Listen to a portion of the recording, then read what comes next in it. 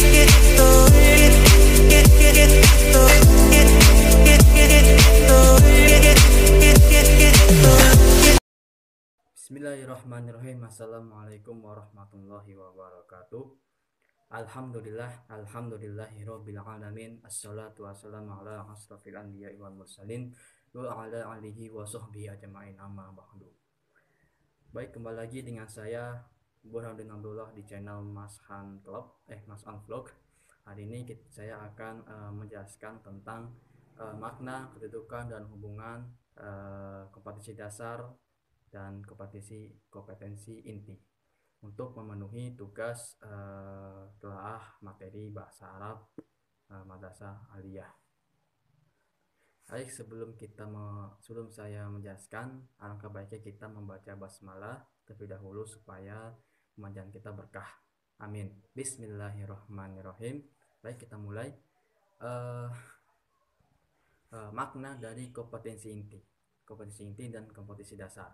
Nah, kalau kompetensi inti itu merupakan tingkat kemampuan untuk mencapai standar kompetensi lulusan yang harus dimiliki peserta didik dapat pada setiap tingkat kelas program yang menjadi landasan pengembangan kompetensi dasar. Nah, terus sedangkan kompetensi dasar merupakan kemampuan untuk mencapai kompetensi inti yang harus diperoleh peserta didik melalui pembelajaran. Kemudian kedudukan dari kompetensi inti yaitu sebagai sinkronisasi horizontal berbagai kompetensi dasar antara mata pelajaran di kelas yang sama sehingga tetap terjaga. Nah, kalau kedudukan KD atau kompetensi dasar yaitu pedoman dalam pengembangan materi pembelajaran. Kemudian pedoman dalam mendesain kegiatan pembelajaran. Nah, itu adalah kedudukan dari KI atau kompetensi inti dan KD, kompetensi dasar. Nah, kemudian ada hubungan kompetensi inti dan kompetensi dasar.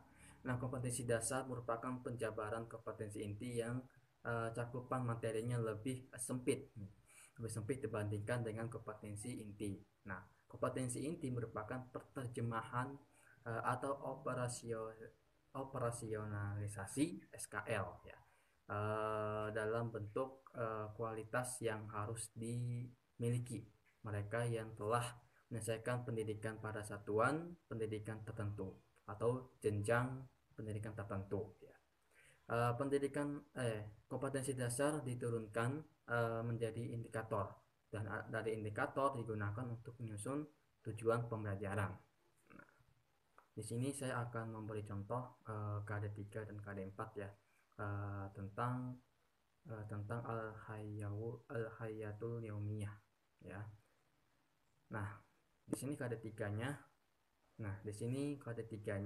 Memahami fungsi sosial, struktur teks dan unsur kebahasaan, bunyi, kata, dan makna dari teks yang berkaitan dengan tema al-hayatul yaumiyah yang melibatkan tindak tutur mengucapkan selamat dan meresponnya dengan memperhatikan bentuk, makna, dan fungsi dari susunan gramatikal aqsamul fi'il ya, al-muzakkar dan muannas ya. Nah, terus yang 38 menganalisis gagasan dari teks bahasa Arab yang berkaitan dengan tema al-hayatul yaumiyah dengan memperhatikan bentuk, makna, dan fungsi dari susunan gramatikal aqsamul fi'il muzakkar wa muannas ya.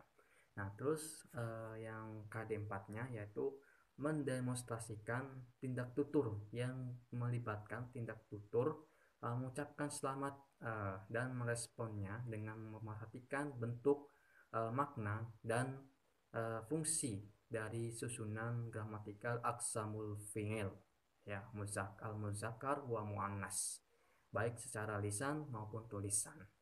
Nah, terus yang 48-nya menilai hasil analisis gagasan dari teks bahasa Arab yang berkaitan dengan tema al-hayatul yaumiyah, ya, dengan memperhatikan bentuk, makna dan fungsi dari susunan gramatikal aksamul fi'il, yang al-muzakkar wa muannas, baik secara lisan maupun tulisan. Nah, itu adalah KD 3 dan KD 4 dari tema al-hayatul yaumiyah atau selamat dan meresponnya, yaitu ya kata selamat ya. Oke, sekian dari saya. Bila mana ada kata-kata yang kurang berkenan, mohon maaf sebesar-besarnya. Bila topik kuliah, wassalamualaikum warahmatullahi wabarakatuh.